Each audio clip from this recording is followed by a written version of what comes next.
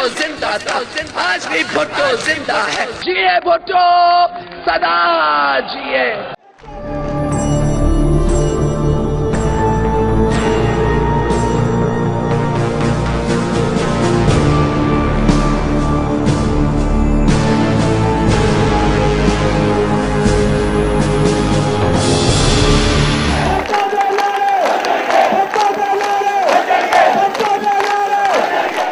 سب سے پہلے میں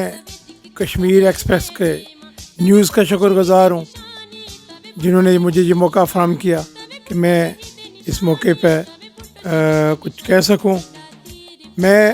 آج کی اس دن کی مناسبت سے جو 27 دسمبر کے حوالے سے جو محترمہ بے نظیر بھٹو کی جو شہادت کا دن ہے، اس موقع پہ محترمہ کے لیے خراج تحسین پیش کرتا ہوں ان کو، اور ان کے لیے میں یہ کہوں گا کہ جب ان کو یہ کہا گیا تھا کہ آپ پاکستان مت جائیں، آپ کی جان کو خطرہ ہے، لیکن انہوں نے نہ صرف پاکستان آئیں بلکہ انہوں نے وہاں پر آئیں اور انہوں نے اپنی جان کا نذرانہ پیش کیا۔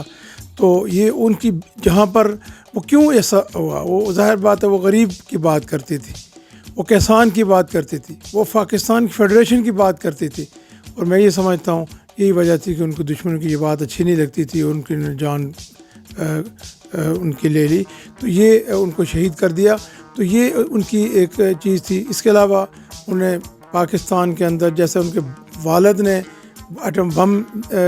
کی بنیاد رکھی تھی، وہاں پر انہوں نے میزائل ٹیکنالوجی دے کر ملک کو اور مضبوط کیا۔ اور پھر آج کل جو صورتحال ہے وہ اس وقت ایک نوجوان قائد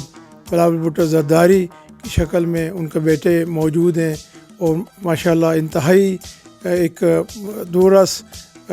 جو سوچ رکھنے والے، اور میں یہ سمجھتا ہوں کہ آنے والے وقتوں میں انشاءاللہ تعالیٰ ایک نوجوان لیڈر جو ابھر کا سامنے آئے، اور ان کی زمانے میں اس وقت یہ پاکستان کی یہ کوئی زیادہ اور بہتر طریقے سے خدمت کرنے کا موقع ملے گا تو انشاءاللہ اور بہتر طریقے سے وہ پاکستان کی خدمت کر سکیں گے۔